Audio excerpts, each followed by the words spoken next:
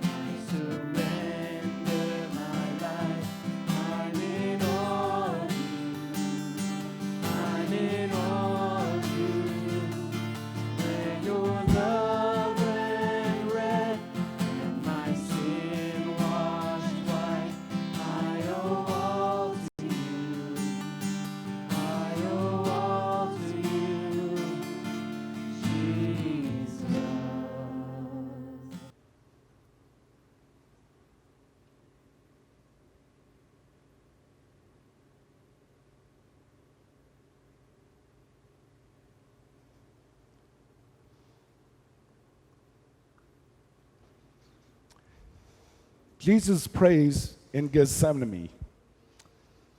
Jesus went out as usual to the Mount of Olives, and his disciples followed him. On reaching the place, he said to them, "Pray that you will not fall into temptation." He withdrew about a stone's throw beyond them, knelt down, and prayed, "Father, if you are willing, take this cup from me. Yet not my will, but yours be done." An angel from heaven appeared to him and strengthened him. And being in anguish, he prayed more earnestly, and his sweat was like drops of blood falling to the ground. When he rose from prayer and went back to the disciples, he found them asleep, exhausted from sorrow. "Why are you sleeping?" he asked them. "Get up and pray so that you will not fall into temptation." While he was still speaking, a crowd came up, and the man who was called Judas, one of the 12, was leading them. He approached Jesus to kiss him. But Jesus asked him, "Judas, are you betraying the Son of Man with a kiss?"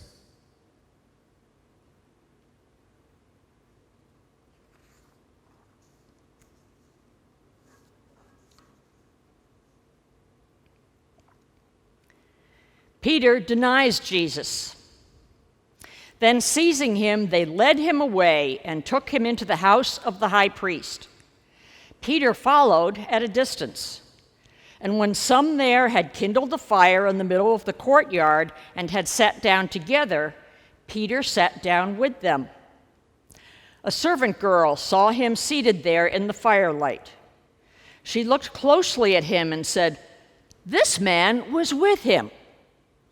But he denied it. "Woman, I don't know him," he said. A little later, someone else saw him and said, "You also are one of them." "Man, I am not," Peter replied. About an hour later, another asserted, "Certainly this fellow was with him, for he is a Galilean." And Peter replied, "Man, I don't know what you're talking about." Just as he was speaking, the rooster crowed. The Lord turned and looked straight at Peter. Then Peter remembered the word of the Lord had spoken to him. "Before the rooster crows today, you will disown me 3 times." And he went outside and wept bitterly.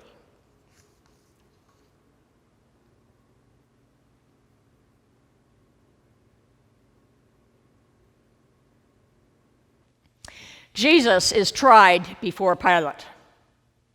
Meanwhile, Jesus stood before the governor, and the governor asked him, "Are you the king of the Jews?" "You have said so," Jesus replied. When he was accused by the chief priests and the elders, he gave no answer.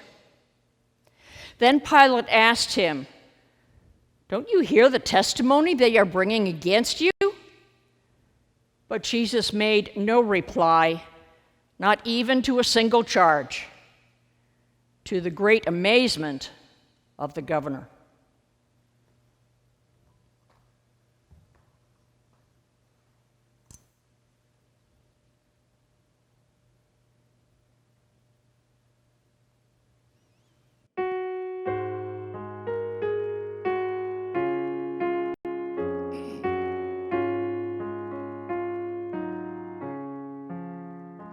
Beneath the cross of Jesus, I fain would take my stand. The shadow of a mighty rock within a weary land, a home within the wilderness, a rest upon the way, from the burning of the noontide heat and the burden of the day. Upon that cross of Jesus, mine eye at times can see the very dying for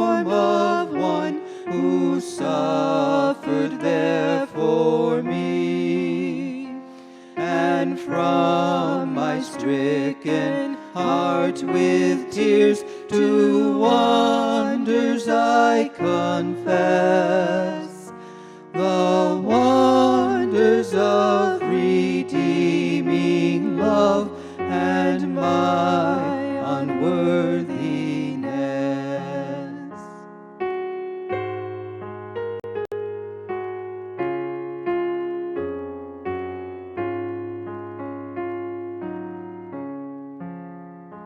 I take across thy shadow for my abiding place. I ask no other sunshine than the sunshine of his face. Content to let the world go by, to know no gain nor loss. My sinful self, my only shame, my glory, all the cross.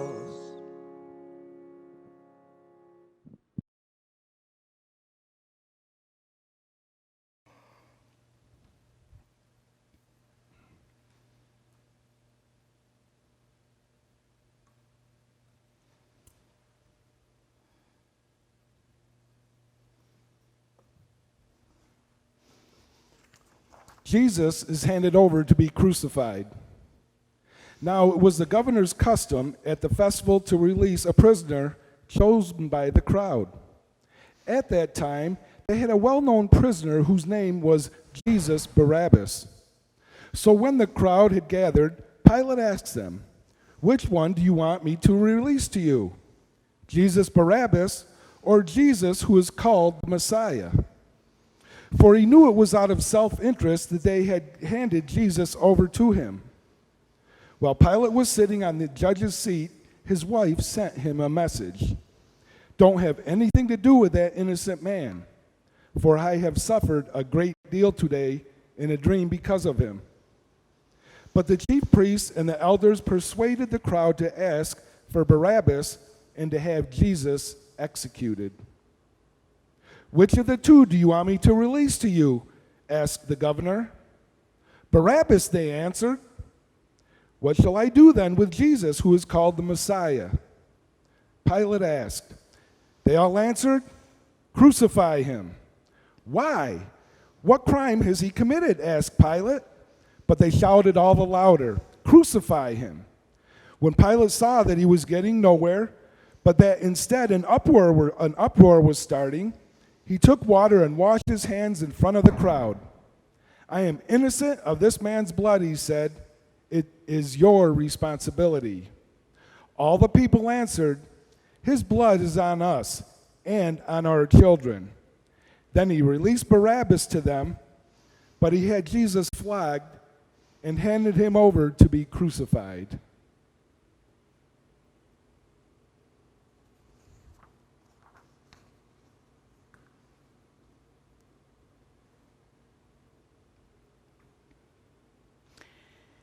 Jesus is mocked and tortured.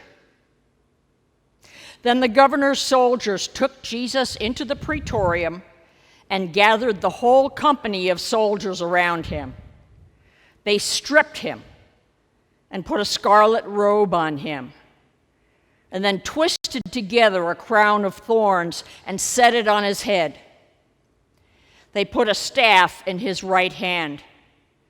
Then they knelt in front of him and mocked him. "Hail, King of the Jews," they said. They spit on him and took the staff and struck him on the head again and again. After they had mocked him, they took off the robe and put his own clothes on him. Then they led him away to crucify him.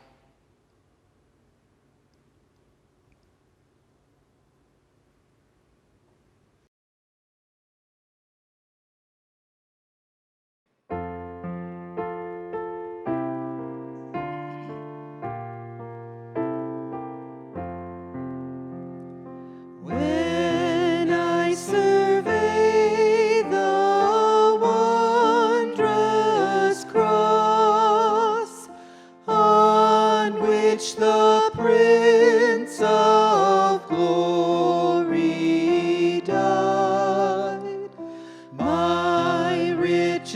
gain, I count but loss, and pour contempt on all my pride. See from his head, his hands, his feet, sorrow and love flow mingled down.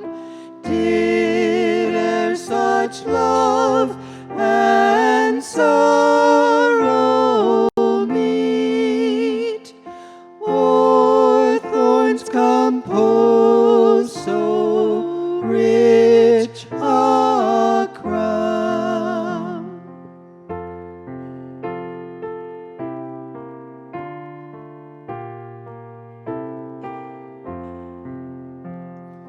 Were the whole realm of nature mine, that were an offering far too small.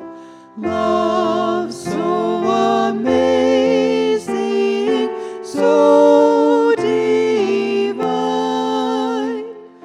demands my soul, my life, my all.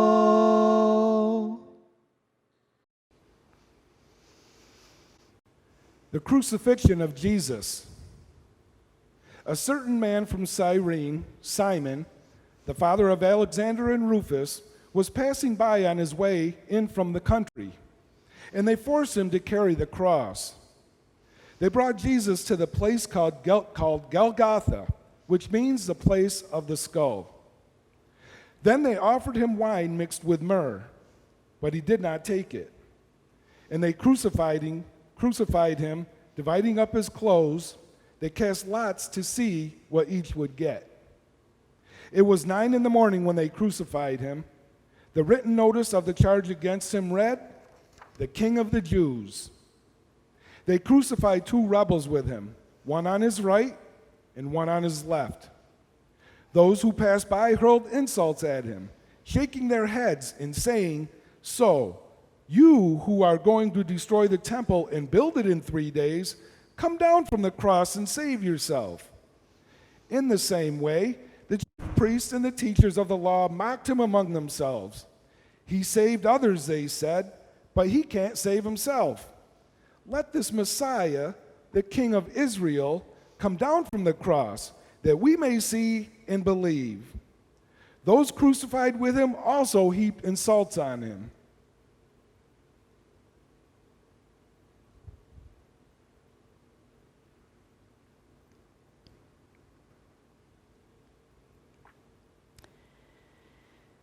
Jesus dies on the cross. At noon, darkness came over the whole land until 3 in the afternoon. And at 3 in the afternoon, Jesus cried out in a loud voice, "Eloi, Eloi, lama sabachthani," which means, my God, why have you forsaken me?" When some of those standing near heard this, they said, "Listen, he's calling Elijah." Someone ran, filled a sponge with wine vinegar, put it on a staff, and offered it to Jesus to drink. "Now, leave him alone. Let's see if Elijah comes to take him down," he said. With a loud cry, Jesus breathed his last. The curtain of the temple was torn in two from top to bottom.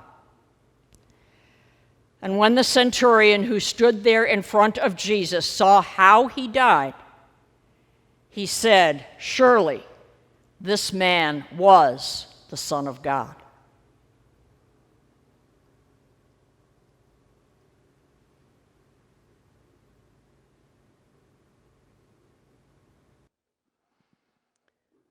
They crucified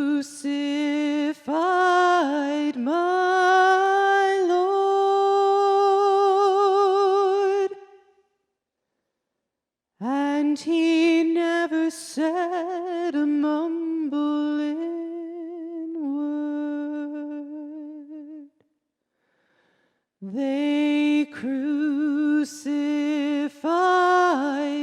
my Lord,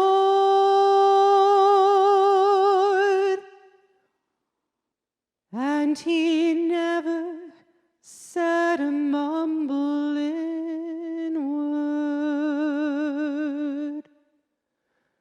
Not a word, not a word, not a word.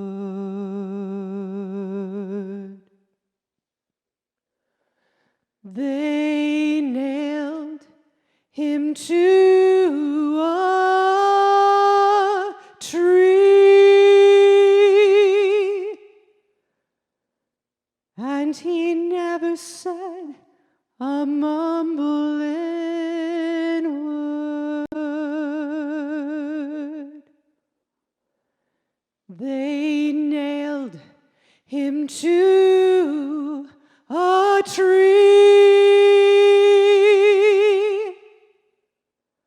and he never said a mumbling word. Not a word, not a word, not a word.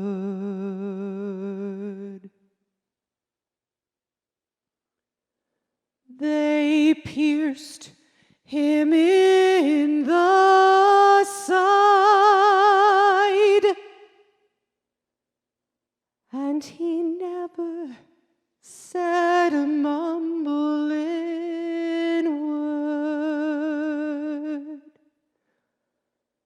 They pierced him in the side,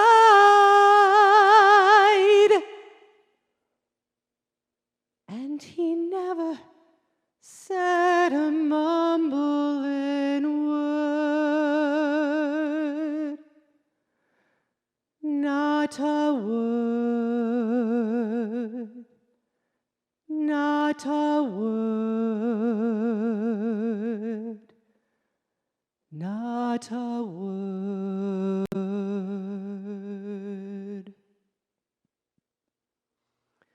He hung his head and he died,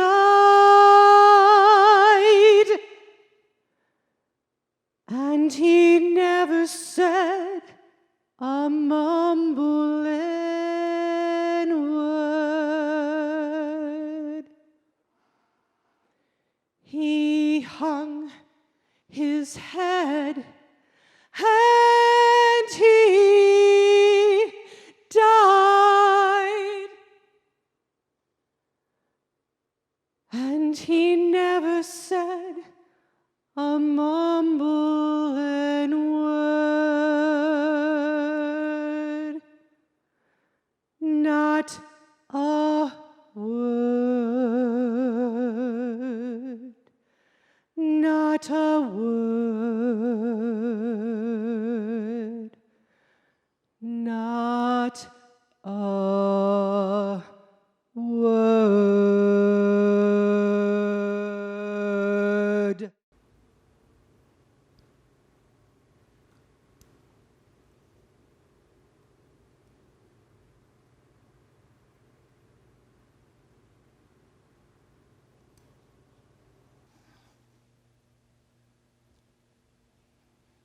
Jesus is laid in the tomb.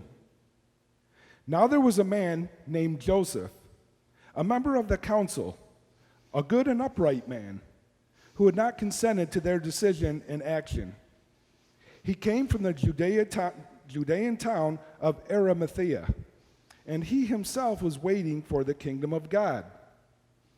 Going to Pilate, he asked for Jesus' body. Then he took it down, wrapped it in linen cloth, and placed it in a tomb cut in the rock, one in which no one had yet been laid. It was preparation day, and the Sabbath was about to begin. The women who had come with Jesus from Galilee followed Joseph and saw the tomb and how his body was laid in it. Then they went home and prepared spices and perfumes, but they rested on the Sabbath in obedience to the commandment.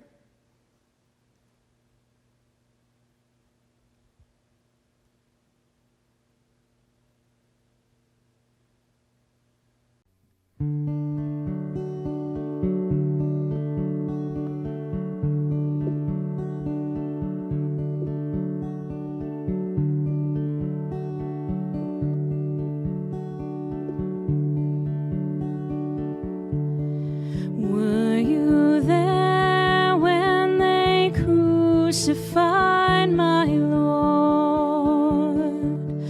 Were you there when they crucified my Lord? Oh, sometimes it causes me to tremble.